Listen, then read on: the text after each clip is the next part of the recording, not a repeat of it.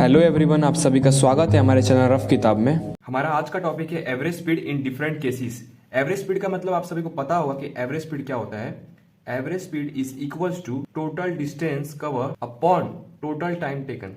Total time taken. Average speed क्या होता है? टोटल डिस्टेंस कवर, जितना भी डिस्टेंस ऑब्जेक्ट ने स्टार्टिंग पॉइंट से लेके फाइनल पॉइंट तक कवर किया होगा वो डिस्टेंस अपॉन वो पूरा डिस्टेंस कवर करने में जितना भी टाइम लगा होगा, टोटल टाइम, इस क्या होता है? Average speed. ठीक है, ये चीज क्लियर हो गई। जब हमने एवरेज स्पीड फाइंड किया तो इसके अंदर बहुत सारे केसेस फाइंड हुए। हम वो केसेस के बारे में स्टडी करेंगे इस वीडियो में। तो इसके अंदर टोटल हमारे पास 3 केसेस है, case 1, case 2, case 3। Average speed in different cases को समझाने के लिए मैं एक एग्जांपल लेकर आया हूं।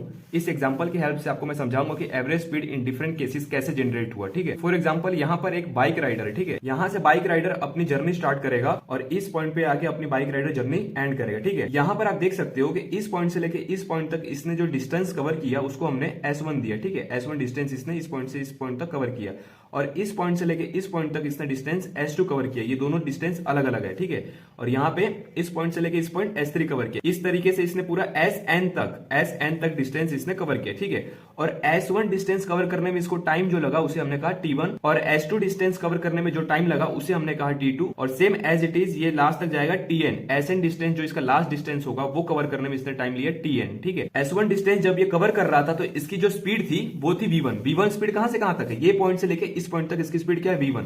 फॉर एग्जांपल यहां पर आप समझो, ये बाइक जो है S1 डिस्टेंस अगर कवर कर रहा है कुछ इस तरीके से, तो इस पॉइंट तक इसकी स्पीड क्या होगी? V1 होगी और इस पॉइंट के बाद इसकी स्पीड चेंज होकर V2 हो जाएगी। फॉर एग्जांपल इस पॉइंट पे आ चुका है बाइक ये, अब जैसे ही S2 वाला डिस्टेंस ये कवर करना स्टार्ट करेगा तो इसकी स्पीड क्या हो जाएगी? V2 हो जाएगी। इस तरीके से हर इंटरवल ऑफ डिस्टेंस में इसकी स्पीड चेंज हो रही है और लास्ट अगर आप देखते हो डिस्टेंस में इसकी स्पीड Vn है। तो ये 3 टर्म्स गिवन है, डिस्टेंस, स्पीड और टाइम। तो इसकी हेल्प से हम ये तीनों केस को बहुत ही अच्छे से समझेंगे कि ये केसेस में कैसे इन सब का यूज करना है। ठीक है, इस एग्जांपल के अंदर अगर आप देखते हो तो अगर मैं आपसे पूछता हूं कि टोटल डिस्टेंस ट्रेवल कितना होगा, ये बाइक राइडर जब इस पॉइंट से स्टार्ट करेगा तो आप देख सकते हो इसका डिस्टेंस इस पॉइंट से इस पॉइंट तक का S1 है, इस पॉइंट से इस पॉइंट तक का S2 है और लास्ट में SN गया है। तो टोटल डिस्टेंस अगर आप जोड़ते हो यहाँ पे देख सकते हो S1 plus S2 plus S3 up to SN जाओगे तो ही तो इसका टोटल डिस्टेंस आएगा। इस पॉइंट से इस पॉइंट तक अगर ये बाइक राइडर ने जर्नी की है और इसका टोटल डिस्टेंस ट्रेवल निकालोगे तो कहां से कहां तक गया? इस पॉइंट से लेकर इस पॉइंट तक गया। तो जब इस पॉइंट से लेकर इस पॉइंट तक गया है तो टोटल डिस्टेंस जब ये फाइंड करने को बोल रहा है तो क्या निकालोगे? S1, ये पूरा डिस्टेंस को क्या करना है? ऐड कर देना। भाई ये टुकड़े हैं, इनको जोड़ोगे तो एक पूरा पाथ बनता है। ठीक है,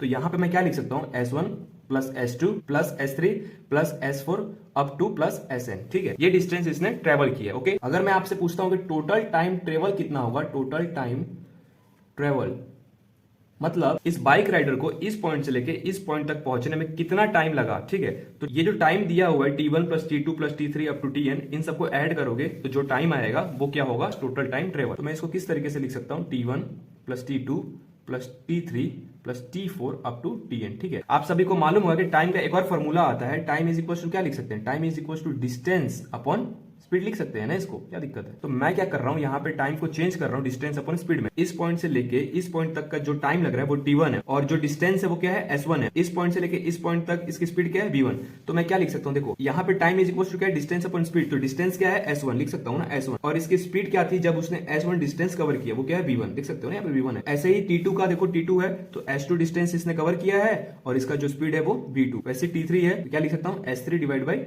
V3। अप टू क्या लिख सकता हूँ? देखो अप टू लिख सकता हूं SN डिवाइड बाई V। ये हम लोग इसलिए कर रहे हैं क्योंकि फॉर्मूलेस जब सॉल्व करेंगे तो कुछ इक्वल टर्म्स आएंगे तो सॉल्व करने में इजी बनेगा, इसलिए हमने इसको इंटरचेंज किया। ठीक है, यहाँ पे जो हमारे पास केस 1 है ना, केस 1 देख सकते हो आप। केस 1 के अंदर क्या होगा? अगर आपको इफ गिवन है कि S1 equals to S2 equals to S, for example मान लो कि ये पॉइंट A है और ये पॉइंट B है। ठीक है, ऑब्जेक्ट A से B तक गया। कहां तक गया? A से B तक गया। ठीक है, और मैं बोलता हूं ये जो डिस्टेंस है वो S1 है और ये जो डिस्टेंस है वो S2 है। ठीक है, यहां पर जो हमारे पास केस 1 है इसमें यही कह रहा है कि जब दोनों डिस्टेंस इक्वल हो जाए, मतलब हाफ हाफ हो जाए। फॉर एग्जाम्पल अगर ये टोटल 2S है, क्या है? 2S, तो ये आधा वाला S हो जाएगा और ये भी S हो जाएगा। जब ऐसा कंडीशन आता है तो वो हमारा केस 1 में आएगा। हमारे पास जो एवरेज स्पीड थी ना, V एवरेज, वो क्या होती थी? Total distance upon total time taken. यही ना होता है? Total time taken. ठीक है, तो टोटल डिस्टेंस क्या है? देखो S1 is equal to S2 is equal to S। भाई ऑब्जेक्ट जो है S1 डिस्टेंस भी कवर किया और S2 भी किया और दोनों की वैल्यू क्या है, S के बराबर है, तो मैं S प्लस S लिख सकता हूं। कोई दिक्कत है यहाँ पे, कोई डाउट है आपको? देखो मैं वापस से समझाता हूं कि ये जो S1 है और ये क्या S2 है, ठीक है। अगर ऐसा कंडीशन गिवन है कि S1 is equal to S2 है, आप इन दोनों को इक्वल दिखाने के लिए एक एक्स्ट्रा टर्म को इक्वल करोगे जो कि हमारा S है, ठीक है। ये मैंने ऐड करके लिया है। भाई यहाँ पे तो क्या कह रहा है कि S1 इक्वल टू S2 है, लेकिन इस तरीके से लिखूंगा तो हमारे पास यहाँ सॉल्यूशन नहीं आएगा। इन दोनों को एक एक्स्ट्रा टर्म से सिमिलर बना के मैं क्या करूंगा, इसको सॉल्व करूंगा, ठीक है। तो क्या हो गया, S प्लस S ऊपर आ गया, ठीक है। अब नीचे क्या आएगा, देखो इसको मुझे डिस्टेंस अपॉन स्पीड के टर्म में टाइम को लिखना पड़ेगा, ठीक है। तो टाइम क्या होगा, देखो यहां से यहां तक आने का भी टाइम होगा और यहां से यहां तक आने का एक दूसरा टाइम होगा, ठीक है। तो T1 क्या होगा हमारा, वो देखो T1 क्या होगा, S upon V1 plus S upon V2, यही ना होगा, ठीक है। तो जब ऊपर क्या आ जाएगा, 2S आ जाएगा और नीचे S कॉमन निकालता हूं तो ब्रैकेट में क्या बचेगा, 1 upon V1 plus 1 upon V2। S से S कैंसिल हो जाएगा, ठीक है। इसका एलसीएम लोगे, आप देखो यहां पे लिख रहा हूं, इसका एलसीएम लोगे तो क्या होगा, ऊपर तो 2 है, ठीक है, नीचे क्या होगा एलसीएम लोगे तो V1 V2। एलसीएम लोगे और जब इसे डिवाइड दोगे V1 से तो क्या बचेगा, V1 प्लस V2 ऊपर बचेगा, मैं डायरेक्ट लिख सकता हूं, कोई दिक्कत है? एलसीएम ये सिंपल, ठीक है।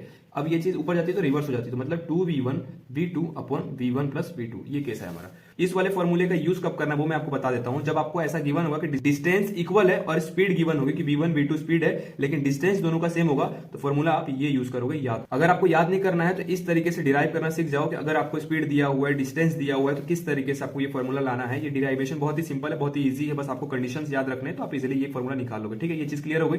अब हम लोग आते हैं केस 2 में। केस 2 में क्या है उसको स्टडी करते हैं। केस 2 में क्या है, केस 2 में अगर आपके पास स्पीड और टाइम गिवन है तब आप इसका यूज करोगे। क्या स्पीड और टाइम गिवन है तो इसका यूज। एवरेज स्पीड क्या होगी, देखो यहाँ पे एवरेज स्पीड जो है हमारे पास वो क्या हो जाएगा, average speed is equal to क्या था हमारे पास, S1 plus S2 up to Sn divide by T1 plus T2 up to Tn, ठीक है। ये हमारा क्या था, एवरेज। क्लियर है ये, ठीक है। ये जो डिस्टेंस गिवन है ना ऊपर S1 plus S2 up to Sn, इसको मैं क्या करूंगा, स्पीड और टाइम में चेंज करूंगा। क्यों? क्योंकि मैंने पहले ही आपको बोल दिया था कि केस 2 में स्पीड और टाइम आएगा तो केस 2 करना, ठीक है। तो इसको चेंज करने के लिए डिस्टेंस का फॉर्मूला मालूम होना चाहिए, distance is equal to speed into time होता है, ठीक है। तो S1 के अंदर स्पीड क्या था, V1, और टाइम क्या है, T1, तो क्या लिख सकता हूं, V1 इंटू T1, ठीक है। S2 के अंदर V2 T2 था तो क्या लिख सकता हूं, V2 into T2 up to क्या होगा, V1 इंटू Tn होगा ना, डिवाइड बाई T1 को एज इट इज लिखो, T1 plus T2 plus T3 up to Tn, ठीक है। यहां तक कोई दिक्कत नहीं होगा, ठीक है, सारी चीजें इजी है। ये जो हम लोगों ने एवरेज स्पीड निकाला केस 2 में, इसका ही फर्दर डिराइवेशन क्या है, केस 2 है, ठीक है। यहां तक चीजें क्या हो गई, क्लियर हो गई कि हमें क्या है, एवरेज स्पीड जब स्पीड और टाइम दिया तो इस तरीके से निकालना, ठीक है। और केस 3 क्या कहता है, if T1 is equal to T2 is equal to T3 is equal to T4 up to Tn, अगर ऐसा होता है, सारे टाइम सेम है, फॉर एग्जांपल इसको यहां आने में जो टाइम लगा है वही टाइम इसको यहां आने में भी लगा है, वही टाइम इसको यहां आने में लगा है, अगर ऐसा केस होता है तो क्या करना है, आपका जो एवरेज स्पीड होगा वो क्या होगा, यहां पे देखो V एवरेज, जो हमारा एवरेज स्पीड होगा वो क्या होगा, नॉर्मली ये जो आपने फॉर्मूला देखा था ना, इसको एज इट इज लिख देंगे पहले, V1 T1 plus V2 T2 up to Vn Tn upon total time taken क्या है, T1 plus T2 plus up to Tn। यहाँ पे एक बेसिक चीज का यूज होता है, आपने देखा होगा कि जब भी आपको सिमिलर टर्म्स दिया होता है कि ये दोनों इससे इक्वल है, ये दोनों इससे इक्वल है, हमने लास्ट टाइम में यहाँ पे देखा था कि S1 is equal to S2 था, तो हमने एक एक्स्ट्रा टर्म ऐड करके उसको इक्वली इन दोनों को बनाया था। तो यहाँ पर भी क्या करोगे, जब आपको मालूम है कि T1 equal to T2 equal to T3 ऐसे है, तो मैं इन सबको T से इक्वल करता हूं जो कि इन सब में कॉमन रहेगा, ठीक है। इससे क्या होगा कि हमारे फॉर्मूले इजीली सॉल्व हो जाएंगे। कैसे, देखो अगर T1 is equal to T2 equal to Tn है तो क्या लिख सकता हूं, ऊपर V1 T, इसको T सिर्फ और सिर्फ T लिख सकता हूं ना, क्योंकि यार सारे इंटरवल तो सेम ही है ना, V2 T लिख सकता हूं अप टू Vn T लिख सकता हूं, ठीक है। डिवाइड बाय नीचे क्या हो जाएगा, T plus T up to Tn, ठीक है।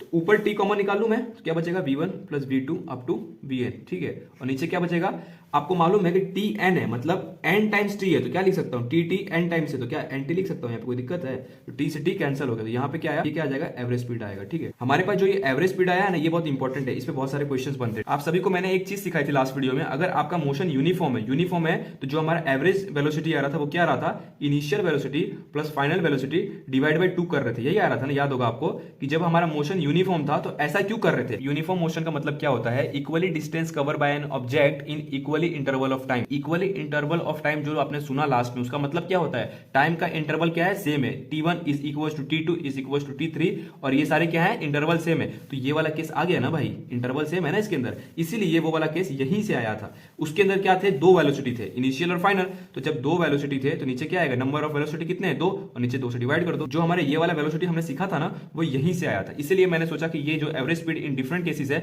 इसके बहुत सारे क्वेश्चंस एग्जाम में देखने को मिलते हैं। तो अगर आपने ये वीडियो देखा, आई होप आपको समझ में आएगा। अगर आप चैनल पर नए हो तो चैनल को सब्सक्राइब कर दो, अगर आपको वीडियो अच्छा लगा तो लाइक कर दो। Thank you so much for watching this video. मिलते हैं किसी नए वीडियो में, तब तक के लिए बाय।